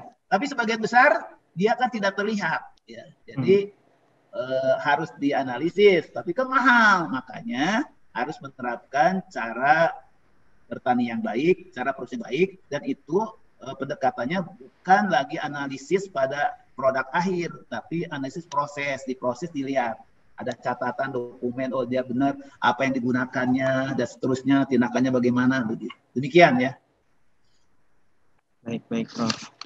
Berarti memang sulit ya kalau misalnya memang dari artinya kita harus rewel, kitanya juga harus konsumen yang cerdas. Kalau yang olahannya dilihat ada nomor PIRT-nya tidak, ada MD-nya tidak, ya itu pun kadang-kadang mungkin harus kita cek juga benar nggak, karena sekarang banyak pemasuhan juga, apalagi impor dari Cina ya, ada tulisan halalnya segala macam, ternyata di dalamnya apa begitu. Bahkan ya ada daging yang diimpor dari Jerman dan diekspor oleh Uni Emirat Arab ya, itu makanan dalam kaleng, daging kaleng untuk anak-anak sekolah di Uni Emirat Arab ya, ditulisannya di situ halal ya, ditulisannya itu slaughtered according to Islamic law, berarti dijamin halal ya, tapi di ingredientnya pork, babi. Itu untuk ada dosen yang penasaran, ini kok katanya halal disembelih secara Islami tapi ada babinya. Jadi dicek ke pabrik di Jerman, iya benar di babi, tapi kan dia disembelih pakai bismillah. Iya, dia nggak ngerti kan, bahwa bukan semata-mata pakai bismillah, dia hewannya harus halal gitu ya. Jadi dia mengira kalau pakai bismillah itu adalah halal. Di Amerika juga saya kalau di sana ada yang benar pakai bismillah. Ya, tapi bismillahnya pakai kaset. pagi-pagi itu pun ya. Disetel. Jadi pagi-pagi karena dia penyembelihannya orang Yahudi ya. Dia daripada meng-hire orang yang Muslim, dia pagi-pagi di setel kaset Bismillah ya. Bismillahirrahmanirrahim itu sekaligus untuk sekian ratus ribu hewan begitu. Aduh. Sempat ketahuan oleh Ivanka ya, sehingga dicabut halalnya begitu. Siap, Prof. Ternyata memang ini bagi teman-teman yang dari desa nih harus balik lagi ke desa memang untuk mencerdaskan petani ataupun untuk ya sekedar kita membantu yang orang tuanya petani balik lagi jadi petani gitu. Betul. Seperti itu ya. Karena sudah susah gitu ya Prof ya, udah Betul, jadi produk sayur dan buah itu udah susah untuk membedakannya dan menghilangkan. Nanti semua orang karena sadar hanya petani sendiri. Ya, nggak boleh petani. Itu harus saya lakukan. Saya sekarang punya hobi main golf. Ya. Saya punya hobi main golf. Jadi di belakang rumah ada padang golf ya, yang saya jadikan sebagai mall ketahanan pangan ya. Jadi warung makan. Jadi saya pagi-pagi nyangkul ya, nanam macam-macam. Istri saya kalau mau nyayur tinggal ke belakang atau naik ke atas ke rooftop garden. Petik sayuran, bumbu-bumbu sama macam. Telur juga tinggal ngambil dari belakang, ada ayam, ya ikan tinggal nyair aja, ya ada kolamnya juga begitu. Ya saking kita bukan paranoid, ya saya ingin menjamin bahwa makanan yang konsumsi oleh anak keluarga saya itu adalah halal dan aman gitu, ya, halal dan thayyib gitu. Baik Prof. Ternyata memang ya perlu literasi yang lebih lagi nih buat umat Islam terkait pangan. Prof, terakhir mungkin ya. Dari Fahmi kayaknya, kalau yang lain kayaknya udah semua pertanyaan terkait itu. Tadi ada satu pertanyaan terkait daging juga. Nah, kebetulan pertanyaan Fahmi pribadi nih Prof terkait ini juga. Jadi ada yang unik nih Prof. Jadi di ayat An-Nahl ayat ke-14 di situ dijelaskan bahwa hanya daging ikan gitu Prof, yang segar gitu. Tapi juga tadi di ayat di surat An-Nahl Prof, di situ kan disebutkan bahwa daging ayat An-Nahl ayat 14 Prof. Di situ disebutkan bahwa dan dialah yang menundukkan lautan untukmu agar kamu dapat memakan daging yang segar. Ya. Dan kita juga tahu bahwa ikan ataupun hewan-hewan laut itu nggak usah disembelih, udah halal. Betul, gitu. Dan itu segar. Dan ada kata-kata segar itu. Maksudnya supaya matinya hanya sekali, ya. Jangan sampai mati 2 kali, karena yang kita konsumsi sekarang matinya udah beberapa kali. Iya Prof, makanya berbeda juga nih Prof dengan hewan ternak gitu. Tadi juga di surat Al-Maidah dijelaskan bahwa darah itu juga haram gitu Prof. Kalau misalnya ya darah itu haram gitu intinya. Dan di ternak ini, di daging-daging itu kita nggak menemukan kata segar di situ, Prof. Apakah ini ada kaitannya antara darah sendiri gitu, Prof, menjadi faktor ketidaksegaran, atau memang hewan-hewan yang tadi tidak berdarah seperti belalang juga kan kita tahu itu halal gitu kan, Prof. Serangga-serangga itu kan nggak berdarah seperti itu tadi. Apakah memang darah ini ada sesuatu yang memang tadi diharamkan dari secara gizi ataupun keamanan pangan gitu, Prof. Itu sih, Prof. Dan ini juga banyak yang bertanya terkait tadi daging-daging yang dari Australia ataupun Austria ini masih mengandung banyak hormon gitu, Prof. Nah, itu bagaimana tuh, Prof? Iya, betul. Ya, jadi gini, yang ke laut itu jelas kan, semua hewan laut itu ya, ikan dan belalang itu kan halal ya. Nah, mungkin kami belum yang jelas kalau dari segi negatifnya itu saya belum ya jangan menanyakan karena darah atau tidak ya, sama juga mengharamkan babi apa karena komposisi dan macamnya ya. Kita tidak bisa itu ya, itu kan hanya ujian ketaatan saja ya. Kan babi itu bergizi ya, bahkan sekarang juga banyak, bahkan babi itu paling banyak manfaatnya ya. Jadi kalau saya punya video ya, jangan-jangan yang walaupun kita nggak makan dagingnya, kita tapi pakai bedak dari produk babi, pakai sampo produk babi, sabun produk babi, obat-obatan babi, sikat gigi produk babi, ambil semua nih, karena dia paling banyak manfaatnya. Itulah ujian dari Allah, luar biasa, dan beranak pinaknya gampang, lebih mudah ya, dan bisa dipelihara dalam satu gedung ya, sekaligus berapa ekor, itu luar biasa, itu ujian. Nah, tapi Allah kemudian memberi, ya, ada makanan lain dari laut, halal itu walaupun bangkainya begitu. Itulah sebetulnya keadilan Allah begitu. Ada hanya satu saja di hewan darat, ya, yang diharamkan, misalkan, yang jelas itu babi kan. Tapi di laut itu semua gitu. Termasuk di darat itu ada binatang kayak belalang dihalalkan. Mungkin bukannya belalang, saya kira arthropoda ya. Serangga ya. Serangga lain lah itu. Nah, berarti ini yang, bisa menggantikan ya Prof ya, secara gizi nanti hewan-hewan ternak itu. Betul. Saya pernah bawa wartawan ke daerah Gunung Kidul, ya, saya tunjukkan. Tahu nggak ini makanan apa? Udang, kata udang bukan, ini belalang. Masa betul saya makan ya? Masa ini saya makan enak, coba ayo saya paksa batang kopas semua wartawan saya coba. Nggak apa-apa saya bilang, ini asam lemak omeganya tinggi, sama proteinnya tinggi, sama macam bagus saya bilang nih. Nah, ikan juga sekarang terbukti justru untuk mengatasi stunting misalnya itu luar biasa. Semua komponen yang dibutuhkan terutama selama kehamilan itu sangat ada di dalam ikan. Bahkan seorang ibu dari studi di Inggris ya dengan sekian puluh ribu responden menunjukkan bahwa ibu-ibu yang mengkonsumsi ikan dengan cukup itu tidak mengalami depresi, anaknya lebih cerdas, tidak stunting segala macam. Sehingga dengan demikian para ahli menganjurkan sekurang-kurangnya 600 gram seorang ibu hamil itu harus mengkonsumsi ikan. Sehari minimum 3 kali, seminggu 3 kali lah ikan. Itu kaitannya dengan kecerdasan, dengan stunting, perkembangan sosial, termasuk si ibunya tidak mengalami depresi. Bayangkan, tanya ke ibu-ibu itu kehamilan itu akan mengalami depresi.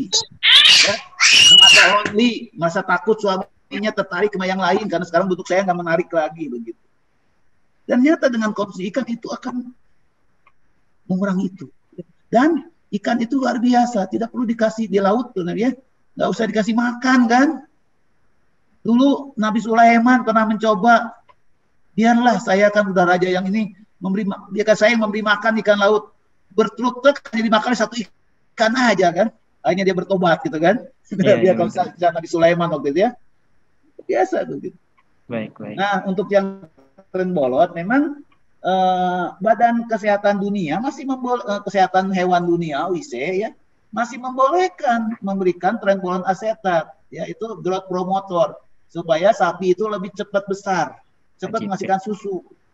Nah, dan ternyata ya mohon maaf saya buka aja di sini ya, tahun 2026 sih saya data terbaru itu ya yang masuk impor ke kita yang mengandung Trenbolone itu.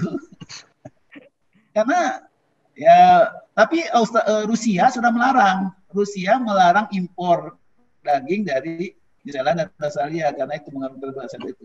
Yang jelas di Amerika sendiri menyebabkan early menarche ya. Di Amerika itu usia mereka sudah mulai menstruasi di bawah 8 tahun. Costa Rica juga. Dan saya memang menyaksikan sendiri waktu saya sekolah di sana, saya diundang ke yang Christian Women Association YWCA ya. Di sana banyak anak-anak usia SD pada punya anak ya, sama punya bapak ya. Dan mereka rata-rata sudah kehilangan kegadisannya di usia mungkin kelas 5 SD ya. Karena kebetulan juga di usia SD kelas 5 itu diberikan sex education. Dan apa yang diberikan di sex education itu, kebetulan anak saya juga tanpa sepengetahuan saya, rupanya ikut. Ya. Ternyata yang diajarkannya itu gambar macam-macam, hubungan suami istri segala macam, begitu. Vulgar banget begitu. Masya Allah. Luar biasa. Siap. Luar biasa sekali ternyata tantangan untuk umat Islam ini ya Prof. Ya. Tuh. Baik Prof, mungkin waktu juga nih yang memisahkan untuk kita berdiskusi lebih dalam lagi nih Prof. Mungkin di lain waktu nanti kita bisa diskusi dan sharing lagi lebih banyak gitu ya Prof ya. Lebih terperinci lagi mungkin dan teman-teman yang lain juga. Nah, ini sebelum dikembalikan ke MC ada Pak Ustadz Munif. Ustadz Munif mungkin ingin memberikan sedikit penjelasan gitu ataupun penutup atau closing statement gitu Ustadz terkait kajian hari ini Ustadz sebelum dikembalikan ke MC. Ada waktu sekitar 5 menit, Ustaz. Tafadhol, Ustaz. Bismillahirrahmanirrahim. Assalamualaikum warahmatullahi wabarakatuh. Waalaikumsalam warahmatullahi wabarakatuh. Alhamdulillahirabbil alamin. Segala puji bagi Allah. Shalawat dan salam semoga senantiasa tercurahkan pada Nabi kita Muhammad sallallahu alaihi wasallam. Ya, sore hari ini kita banyak belajar ini dari Profesor Ahmad Sulaiman. Saya sendiri banyak belajar. Beliau telah menguraikan banyak hal secara komprehensif tentang pentingnya kita memperhatikan makanan ya, Prof ya. Bahwa memang makanan ini masalah yang sangat strategis ya, bahkan sangat asasi, karena tidak hanya berpengaruh secara fisik ya, tapi juga berpengaruh secara psikis, bahkan sampai tadi disebutkan sampai berpengaruh kepada diterima tidaknya amal kita nanti di yaumil akhirah. Ini suatu yang luar biasa. Artinya kondisi kita sekarang ini ternyata untuk masalah makanan saja masih banyak hal yang harus kita perbaiki nih. Pada masalah makanan saja banyak yang belum kita selesaikan. Bahkan kita seperti terpenjara ini, Prof, dengan kondisi makanan ini. Karena apa? Kita tahu prinsipnya tapi tidak bisa berbuat banyak ini, tidak bisa berbuat apa-apa ini, terutama kalau kaitannya dengan dengan masyarakat ya. Nah ini mungkin secara individu orang bisa mengambil sikap ini, tetapi kita mempunyai misi adalah untuk berdakwah, untuk menyelamatkan orang, tapi pilihannya sangat sedikit ini, Prof. Ini masalah yang sangat fundamental ini. Karena itu apa yang disampaikan oleh Profesor Ahmad Sulaiman sebetulnya membuka mata kita bahwa tadi statement beliau bahwa umat Islam harus memperhatikan makanan, harus mengendalikan logistik, bahkan perintah agama atau perintah Al-Qur'an itu tidak hanya memperhatikan makan harus diperhatikan, bahkan memulai produksi. Allah telah menyediakan bumi ini mudah untuk diolah, kemudian juga tapi bumi ini kan tunduk kepada kita. Jadi alam Allah sudah menunjukkan bumi ini mudah untuk kita usahakan, tapi kita malas untuk bertani. Padahal itu awalnya mengusahakan pangan dari sana. Kemudian juga di pengolahan, ya kita juga banyak yang tidak terjun di situ nih, Prof. Ya, kita sudah terkelola ini. Kemudian juga ketika kita memasarkan dan sampai kepada ini masalah yang sangat fundamental. Moga-moga kajian hari ini Prof. Ahmad Sulaiman ini membuka mata kita terutama kepada anak-anak muda ini, generasi muda, untuk mau menekuni masalah makanan ini, mulai dari produksi, pemasaran, kemudian ini. Kita harus memperhatikan ini, karena makanan ini dibutuhkan tiap hari. Kalau elektronik itu kan orang nggak butuh, nggak beli tiap hari, bahkan tiap bulan juga ini. Tapi kalau makanan itu kan nggak bisa, tidak tiap hari kita harus makan. Ya. Tapi kita tidak memperhatikan itu, bahwa kita tergantung dari pihak lain dan orang lain yang ternyata tadi sama sekali tidak bisa dijamin gitu ya, kehalalannya, kemudian juga apalagi kebaikannya, thayyibah ya.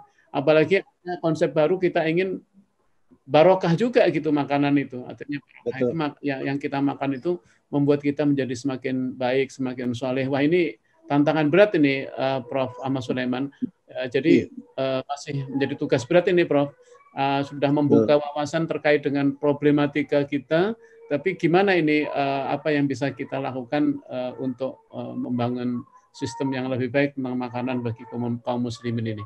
Moga-moga sore hari ini sekali lagi kita punya masalah yang mendasar, tapi kita tidak boleh putus asa. Kita harus berpikir keras, bekerja secara secara berjamaah untuk membangun sistem yang kuat, mumpung ada ahlinya ini. Terima kasih nih Prof. Ahmad Sulaiman sharing ilmunya. Semoga kita selalu dilindungi oleh Allah dan diberikan kemudahan, keberkahan, dan mau banyak generasi muda yang mau menekuni masalah makanan ini ya. Mulai dari pertanian sampai kepada pengolahan, sampai pemasaran, dan ya IPB banget lah gitu bicara hari ini, karena memang itulah yang menguasai hajat idoroh banyak. Terima kasih. Wassalamualaikum warahmatullahi wabarakatuh. Waalaikumsalam warahmatullahi wabarakatuh. Waalaikumsalam warahmatullahi wabarakatuh. Baik. Di simpulan dari pertemuan atau bahasan kita hari ini nih seru ya, bahwa makanan ini merupakan persoalan ibadah gitu, bukan hanya sekedar nafsu dan pemenuhan kebutuhan semata gitu. Sehingga kita perlu memahami literasi konsep keamanan pangan yang halal maupun yang thayyib nih.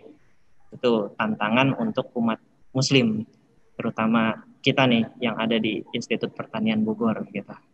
Nah, akhir kata sebelum dikembalikan ke MC, saya ada satu quotes nih baru tadi melihat pernyataan-pernyataan dari Prof nih, bahwa jaga makananmu maka kau telah menjaga hidup dan matimu. Itu akhir dari saya kembalikan ke MC. Silahkan. Terima kasih. Assalamualaikum warahmatullahi wabarakatuh. Waalaikumsalam warahmatullahi wabarakatuh. Baik, terima kasih kepada Profesor Dr. Ahmad Sulaiman, Magister Sains, juga Bapak Abdul Munif atas ilmu yang sudah disampaikan, dan kepada Bapak Ahmad Gus Fahmi, Sarjana Sains, Magister Sains, yang telah memandu kajian kauniyah pada sore hari ini. Tak terasa waktu berlalu, sudah tiba kita di penghujung acara. Dalam menutup kajian pada sore hari ini, mari kita tutup dengan bacaan Hamdalah, Alhamdulillahirabbil alamin, dan menyempurnakannya dengan doa kifaratul majlis. Subhanallah.